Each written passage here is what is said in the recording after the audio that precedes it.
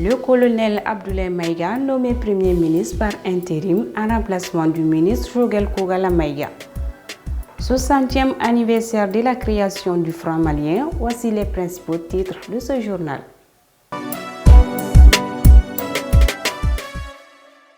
Mesdames et messieurs, bonsoir. Bienvenue au 19h. Le chef de la junte au Mali, le colonel Assimi Goïta, a désigné dimanche 21 août le colonel Abdoulaye Maïga comme Premier ministre par intérim en remplacement de Jogel Kamaïga, hospitalisé il y a quelques jours. Ministre de l'administration territoriale et de la décentralisation, Abdoulaye Maïga, âgé d'une quarantaine d'années, est aussi le porte-parole du gouvernement. Il assurera ses responsabilités cumulativement avec ses fonctions. Qu'en pensent les populations? Écoutons le socialiste spécialiste des questions sociales Mohamed Abdel Al-Khalil au micro de Issa Amaba. Et demander à Allah subhanahu wa ta'ala d'accorder un propre rétablissement à l'ex-premier ministre Dr Jogel Kogala Maïga. Nous sommes de tout cœur avec lui. Je pense que les conditions nous obligent aujourd'hui de faire une certaine analyse parce qu'au début de la transition, je faisais partie de ces rares intellectuels qui disaient à un moment donné de faire une transition militaire en fait, parce que vu la situation même de l'État, mais quand on voit aujourd'hui à cause d'un aspect sanitaire que le Premier ministre Jogel qui a été choisi pour porter c'est-à-dire les missions de l'exécutif au Mali et qu'il est malade, et si on amène colonel Abdoulaye Maïga comme Premier ministre, je pense qu'il ne faut pas, la question n'est pas de voir il est militaire, il n'est pas militaire. Moi, ma question, c'est d'abord de voir est-ce qu'il aime le Mali. Et nous le voyons dans ces temps-ci, les gens qui l'ont côtoyé disent qu'il est un monsieur de très bon, un monsieur qui est très bon, qui a une bonne capacité. Moi, quand j'ai regardé sa biographie, je pense qu'aujourd'hui, il peut résoudre un grand problème que le Mali fait face. La question, c'est-à-dire qui oppose le Mali à la CEDEAO, qui oppose le Mali à la communauté internationale, vu son parcours comme on appelle, de formation et des postes qu'il a eu à occuper professionnels. Son parcours professionnel, je pense que le colonel Abdoulaye Maïga peut répondre à ces attentes-là. Et la question aussi sécuritaire, qui est vraiment une question primordiale, comme on appelle, pour le peuple malien aujourd'hui. Je pense qu'il a toutes les clés, comme on appelle, tous les moyens aujourd'hui pour vraiment apporter des réponses et des solutions à cette question. Mais moi personnellement, je ne vais pas me référer, dire que non, c'est un militaire, il ne doit pas être aux commandes. La question aujourd'hui n'est pas là. Nous voulons aujourd'hui quelqu'un qui peut redresser le Mali, qui peut soutenir la vision du peuple malien qui est quoi? Qui est l'autonomisation du Mali, qui est le redressement du Mali, qui est la refondation du Mali. Et si, je pense bien que ce monsieur, il pourra, s'il parvient aujourd'hui à écouter le peuple malien et à se concerter avec toutes les couches sociales du Mali. Je parle des politiques de la société civile, du Malien lambda, le vendeur de pâté, le vendeur de boutiquier, consulter tout le monde, échanger avec tout le monde. Je pense qu'il aura des solutions vraiment pour résoudre notre situation et les problèmes qui nous font face. Mesdames et messieurs, découvrons l'actualité dans d'autres continents. Guinée-Conakry, transition, nomination d'un gouvernement partiel. Le colonel Mamadou Doumbia, président de la transition en Guinée, a nommé jeudi un gouvernement partiel.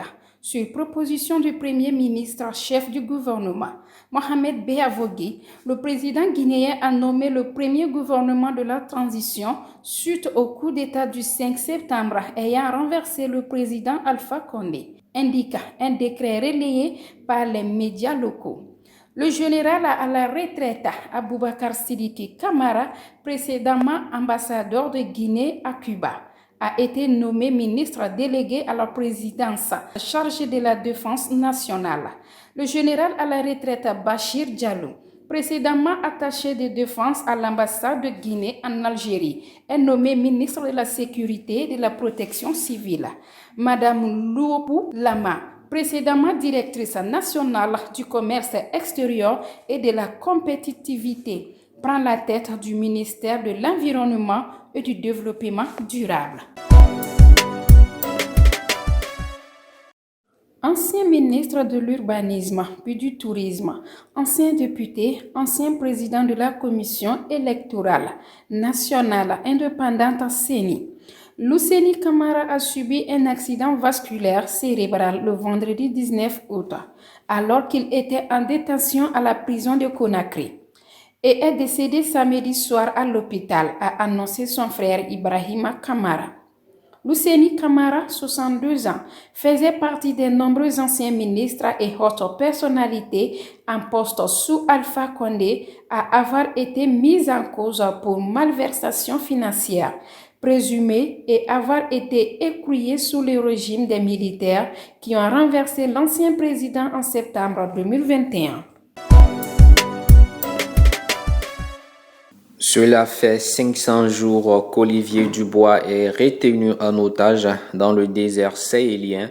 Le journaliste français correspondant de Point et de Jeune Afrique a été enlevé le 8 avril 2021 à Gao, dans le nord du Mali, par le groupe de soutien à l'islam et aux musulmans, alors qu'il avait rendez-vous pour un entretien avec un responsable djihadiste. Une manifestation en ligne pour demander la libération de l'otage français, le journaliste indépendant Olivier Dubois, enlevé le 8 avril. Sa famille et ses soutiens ont organisé ce dimanche une manifestation en ligne afin qu'Emmanuel Macron intervienne désormais rapidement dans la libération de l'otage. Annoncé comme deuxième élément phare de ce journal, dans le cadre de la célébration du 60e anniversaire de la création du franc malien, l'Association pour la promotion des idéaux des pères de l'indépendance, API-PIA, avait organisé le samedi dernier une conférence de débat au mémorial Modibo Keïta. Pour cette occasion, l'économiste Modibo Mao Makalo nous donne son avis au micro de Moussa Samaki. Après l'indépendance le 22 septembre 1960, le Mali a créé sa monnaie nationale le 1er juillet 1962. Donc cela fait exactement 60 ans. Et donc nous avons eu à célébrer non seulement cet événement, mais aussi à tirer les enseignements pour la mise en œuvre de la politique monétaire durant la Première République, c'est-à-dire jusqu'en 68, mais ensuite jusqu'à l'intégration de la zone franc encore le 1er juillet 1984. La monnaie malienne d'abord c'était une très belle expérience, même si elle a été douloureuse parce que évidemment il y a eu beaucoup de considérations politiques dans la gestion technique de la politique monétaire. Mais ça a quand même permis des avancées, notamment en ce qui concerne la mise en œuvre du plan de développement économique et social qu'on appelle le plan quinquennal sur la période 1961-1965. Évidemment, il y a eu des difficultés à partir de 1966 et des négociations ont abouti le 12 décembre 1967 à la dévaluation du franc malien qui a perdu 50% de sa valeur, et à la création d'une nouvelle banque centrale qui est pour remplacer la Banque de la République du Mali.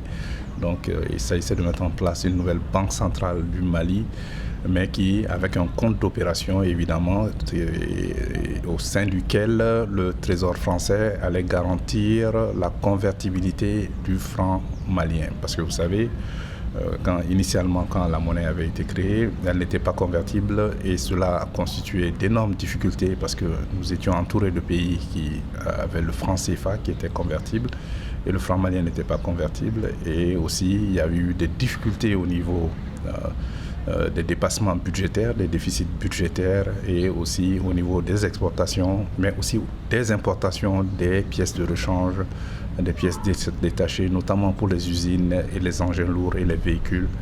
Et tout cela avait causé d'énormes difficultés. Donc, ce qui a poussé les autorités à aller vers des négociations avec la partie française. L'écho, je pense qu'avec l'écho de la CEDEAO, les liens avec les accords avec la France seront évidemment abrogés, seront obsolètes. Parce que vous savez, il y a 15 pays au sein de la CEDEAO contre 8 pays au sein de l'UMOA, l'Union monétaire ouest-africaine, les 8 pays qui ont en partage le franc CFA sont tous francophones. Alors que les 15 pays, vous avez des pays anglophones, notamment les deux plus importants au sein du regroupement, c'est-à-dire le Nigeria qui est la première puissance économique et le premier producteur africain de pétrole, et vous avez le Ghana qui est la deuxième puissance économique au sein de la CEDEAO. Et ces deux États anglophones font à peu près 75% de la richesse de la CEDEAO. Mesdames et messieurs, nous sommes au terme de vos informations. Restez connectés sur Tazulu TV, la télé autrement.